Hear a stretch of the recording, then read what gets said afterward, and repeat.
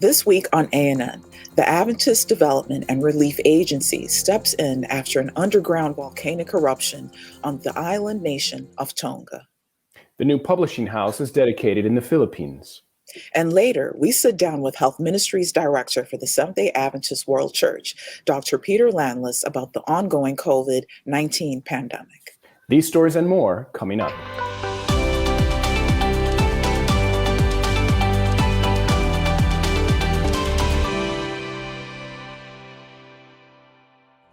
Thank you so much for joining us this week.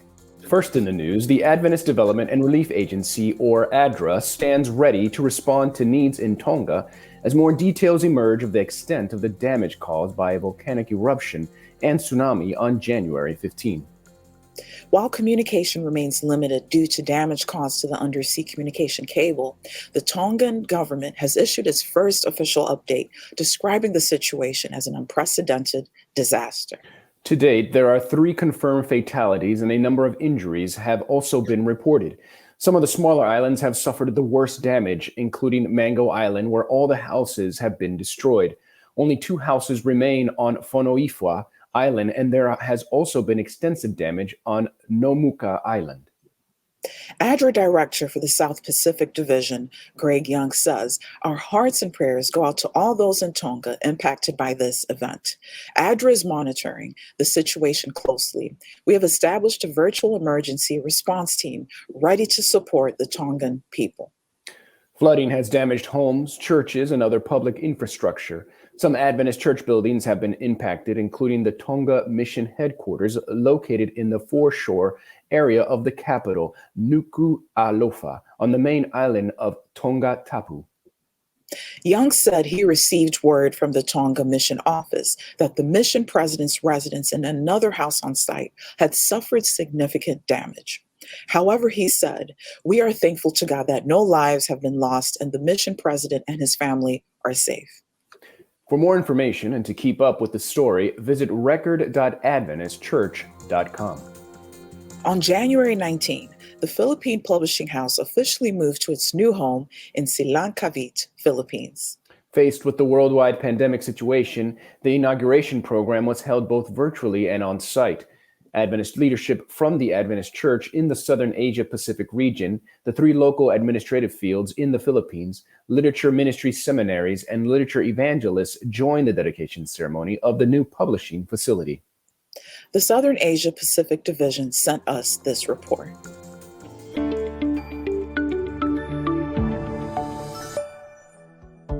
Who would have thought that a makeshift job press in a broken-down stall would become one of Asia's largest Adventist publishing houses?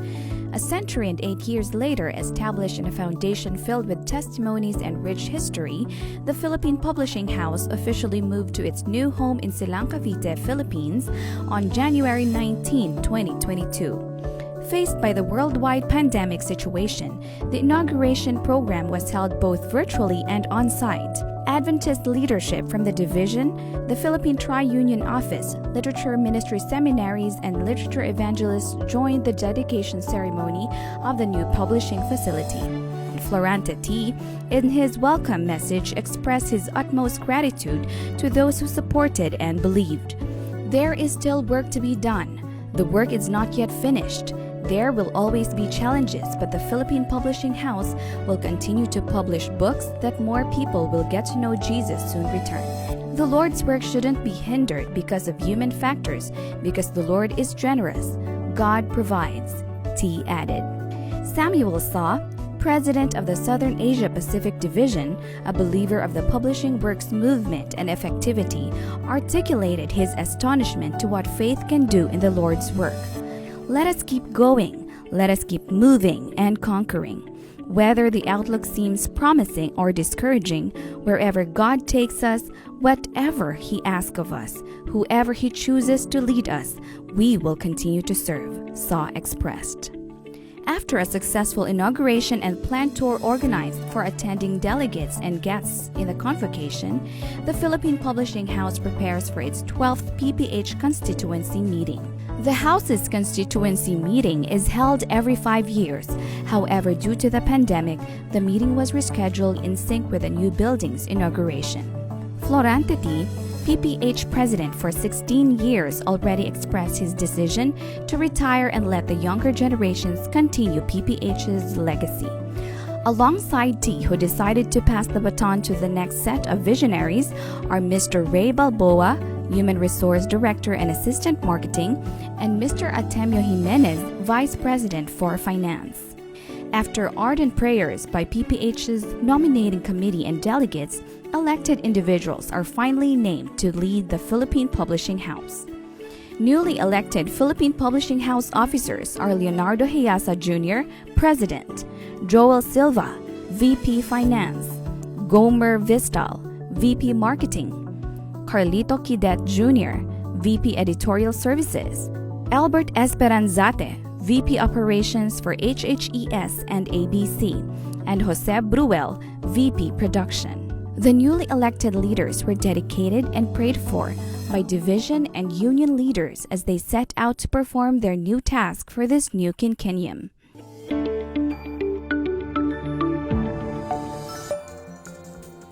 A wellness center was recently inaugurated by the Seventh-day Adventist Church in Chiapas, Mexico. The new facility, Centro de Vida Sana, Dr. Filiberto Verduzco Avila will provide natural remedies and preventative medicine focused on holistic health care for the mind, body, and spirit. Dozens of local and national church administrators, leaders, and members attended the inauguration ceremony in Tuxtla Gutierrez on December 20, 2021. President of the Adventist Church in Chiapas, Mexico, Ignacio Navarro said, "This is a very special moment to inaugurate a center such as this. The center belongs to the Seventh-day Adventist Church in Mexico and the Inter-America Division.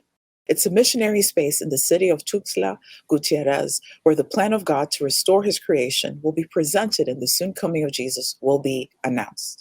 Navarro said the Wellness Center has three particular characteristics. It features the church's I Want to Live Healthy registered trademark, bears the name of Filiberto Verduzco, treasurer for the church in Inter-America, and will be a place to serve anyone in Chiapas and throughout the country. I Want to Live Healthily is a registered trademark lifestyle initiative created by the Adventist Church in Inter-America that promotes the 8 natural remedies. Leaders chose to name it after Verduzco Avila for his inspiring leadership in the fulfillment of the mission, explained Navarro. Vida Sana Center began construction in 2018 as the church in Chiapas dedicated its missionary initiatives and activities to health for the entire year. The center will be able to care for 100 patients at a time and is fully functional as soon as the remaining permits are finalized, church leaders said. The facility features hydrotherapy pools, saunas, a gym, dining room, 9 rooms and suites, medical and administrative offices, a chapel, outdoor auditorium, and park. It is the second wellness center recognized by the Seventh-day Adventist Church in Mexico. Las Canoas Vida Sana, founded by Dr. Tomas Ramirez, has been operating as a sanatorium for decades in Montemorelos, Nuevo León. Dr. Ramirez, who is retired, was honored for his work as an educator of preventive medicine. He always dreamed of seeing a wellness center in Chiapas. Church leaders unveiled the name of the park that bears his name outside the center. President of the church in Inter-America, Ellie Henry, toured the center and congratulated the church and its leaders for building such a beautiful center that represents God. Coming up, with the COVID pandemic continuing around the world, we sat down with the Health Ministries Director for the Seventh-day Adventist World Church to talk about how we can continue being safe and protect those around us. We'll be right back after the break.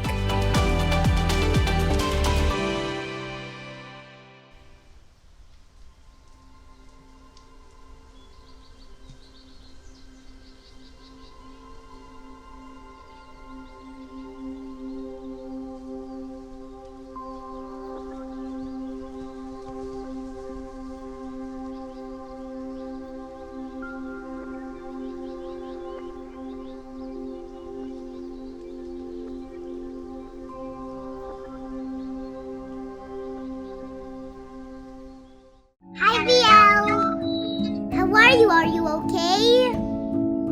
Dear VL, I can't even remember how long we've been staying at home now because of this virus. For now, it's just nice to hear your voice and see your face. Nothing beats playing outside in the dirt though. Which reminds me. Are your hands clean? Yes! Mommy and Daddy says not a lot of kids get COVID-19, but it's always nice to be extra safe. We should wash our hands before picking our nose.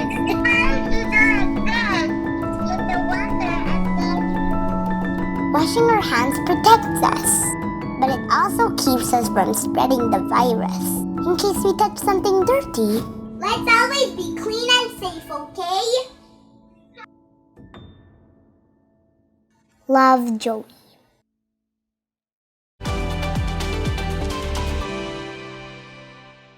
Welcome back. With the COVID-19 pandemic lingering and new variants coming one right after the other, it seems like we have long passed COVID fatigue. We sat down with Health Ministries Director for the Seventh-day Adventist Church, Dr. Peter Landless, to talk about how to maintain a healthy lifestyle during COVID and how to build up our resilience. Dr. Landless, thank you so much for joining us today on ANN. We're so happy to have you. It's my privilege as always to be with you, Jennifer. Dr. Landless, we want to talk about this continuing pandemic that we're in, but I want to make this conversation very practical. I think there's a lot of conversations around us that are bigger, but we're gonna take this to a very practical level today. I want to talk to you about masking. I want to talk to you about resilience and testing. So we're gonna just kind of go through it on this very short interview that we have. Sure.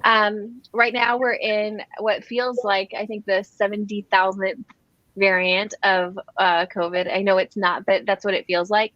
And they're now recommending that we wear different kinds of masks, new masks. What do you tell people is the best mask to wear right now?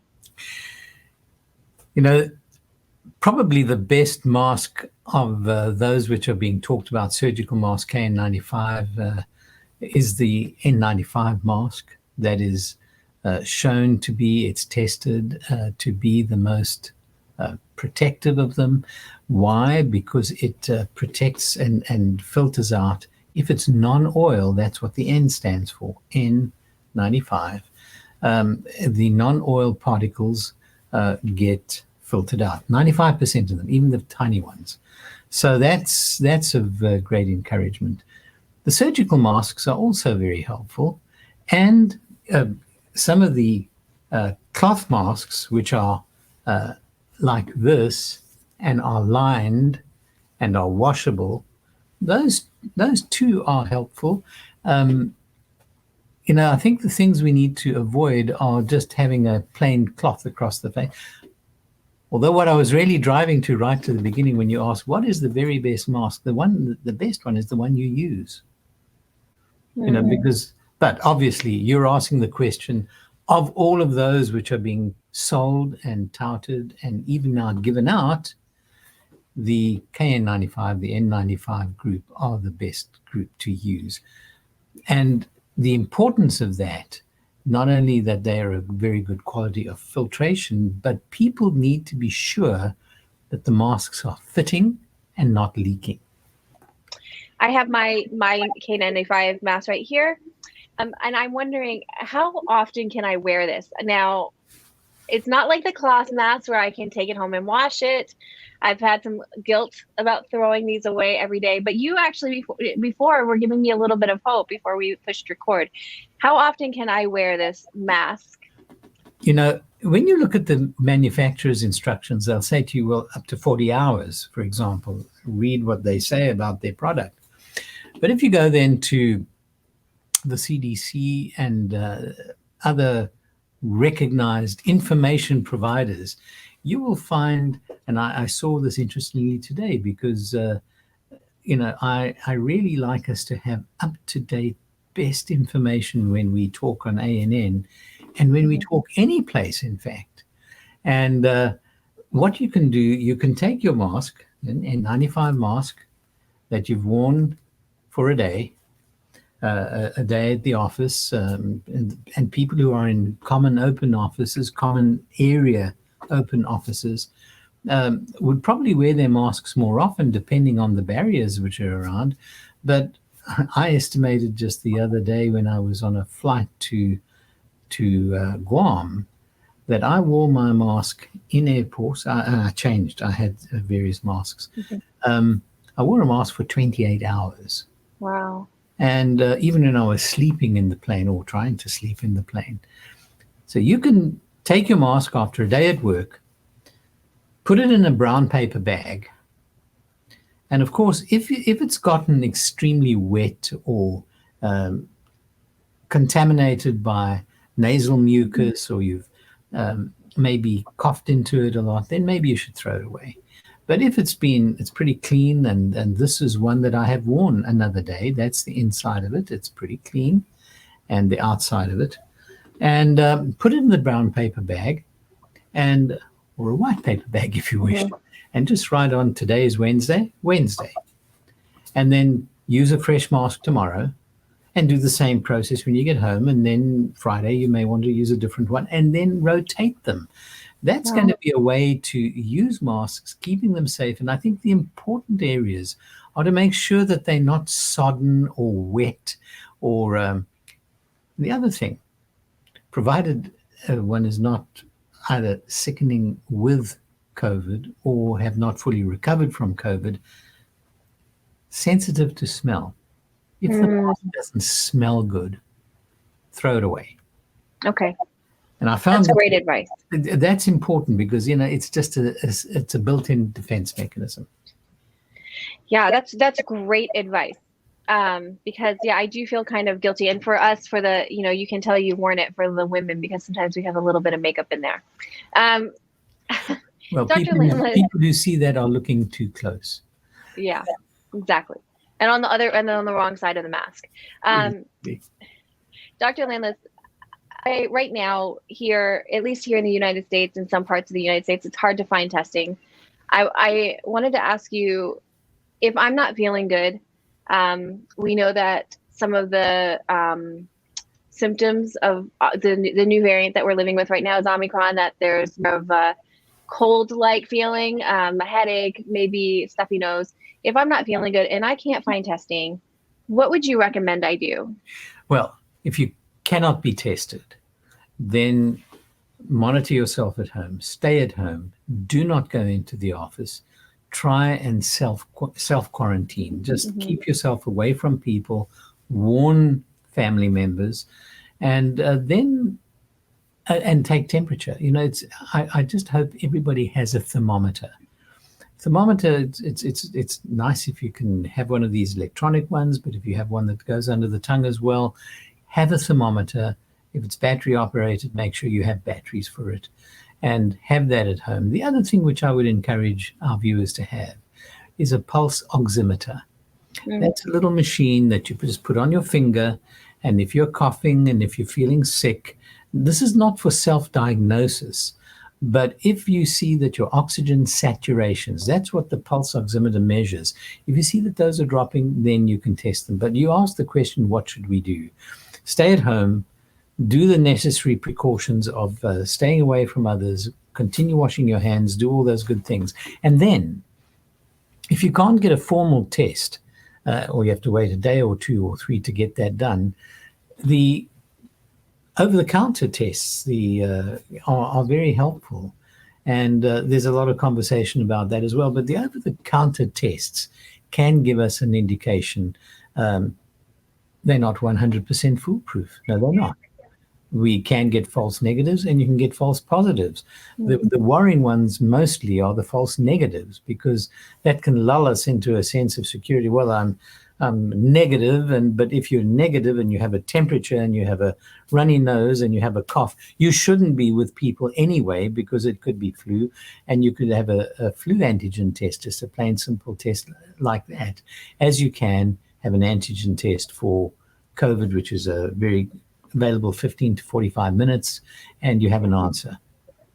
Yeah, and that's why you mask, because it's one of the reasons why you mask, because if we're not showing symptoms and our COVID tests come back negative, then it's an extra layer of protection to protect those around us, because really what we're trying to do is, to the best of our ability, not only protect ourselves, but protect the people who we love. Coming up, Michael Yonker is here for This Week in Adventist History. But up next, Adventist Mission shares a video about the importance of serving in the big cities.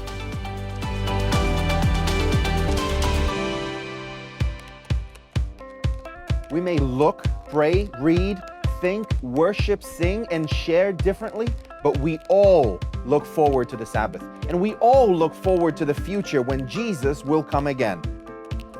With this message in mind, we arrived at a core component for a new identity system: the creation grid, a simple 7-column structure for layout. The grid is a reference both to the prophetic timeline as well as to the creation week that culminated in the 7th-day Sabbath. The first 6 columns of the grid belong to the designer.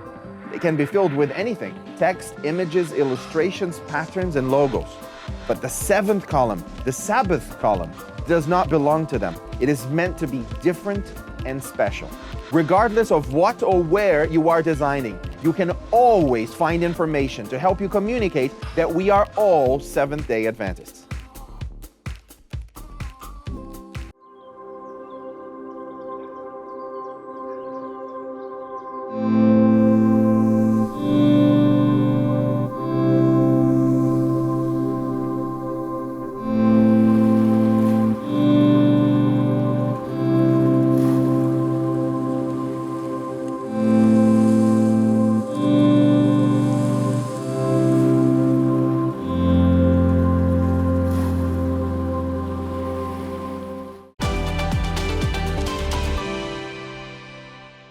Welcome back.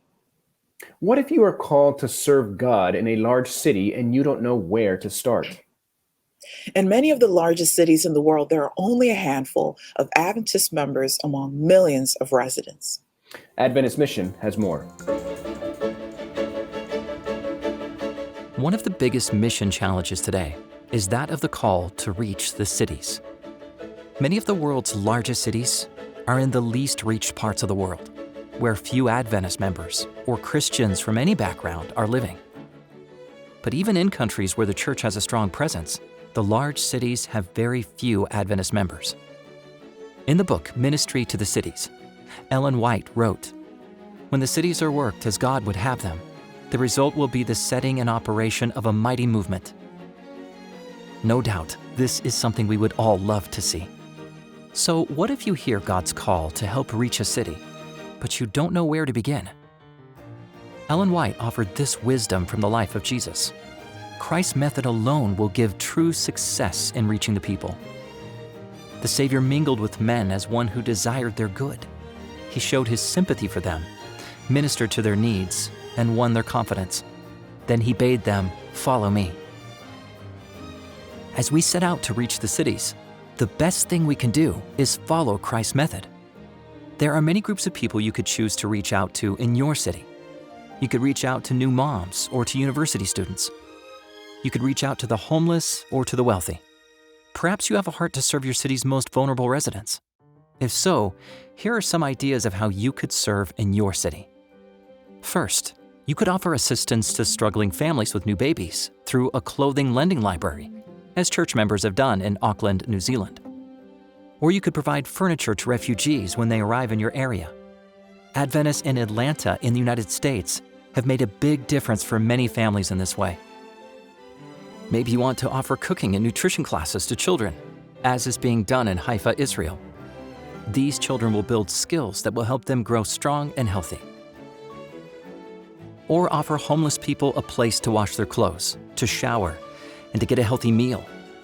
Adventists in Guatemala City, Guatemala are serving in this simple but life-changing way. You could also hold regular activities for people with Alzheimer's or for their caregivers. The church in Taipei, Taiwan, serves its residents in this beautiful way. If you'd like to learn more about these projects or get more ideas for serving the most vulnerable, visit the Mission to the Cities website and click Serve Your City. Find ways you can serve and pray that others will also get involved. Using Christ's method and empowered by His Spirit, we will reach the cities.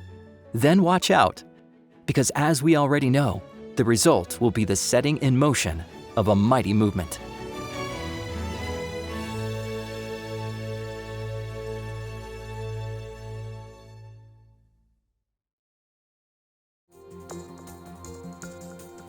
Watch this and other mission stories online by visiting AdventistMission.org, then click on videos at the top.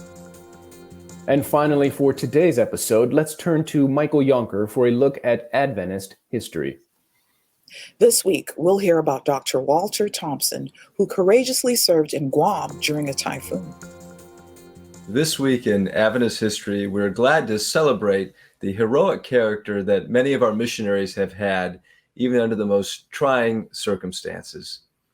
It was on January 25, 1963, that the 7th Guam legislature commended Dr. Walter Thompson for his courage, calmness, and fortitude during the Typhoon Karen that struck the island on November 11, 1962, the most destructive in its history. The citation for his courage expressed gratitude to the SDA Guam Clinic for providing low-cost medical assistance to all in the territory needing the same, without regard for race, color, or creed, all of which is in the highest traditions of the American missionary movement, as the Guam legislature understood us.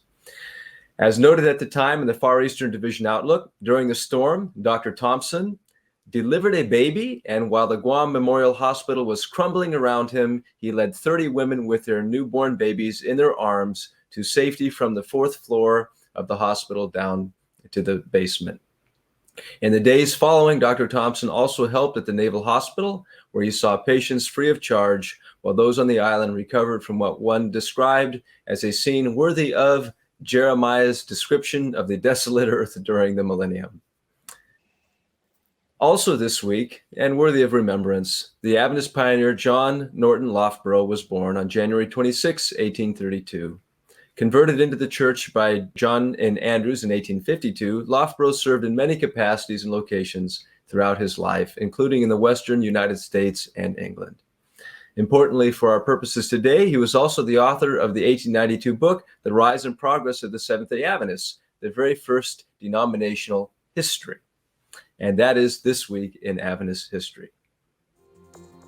Thanks for watching, ANN. Join us next week for more news from the headquarters of the Seventh-day Adventist Church. Did you know the Adventist Church has a YouTube channel where you can watch ANN Video, ANN In Depth, and plenty other amazing videos on prophecy, health, and Bible study?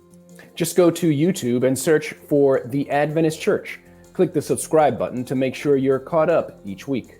And remember, leave a comment or a prayer request. We have people who are praying for you 24 hours a day, 7 days a week.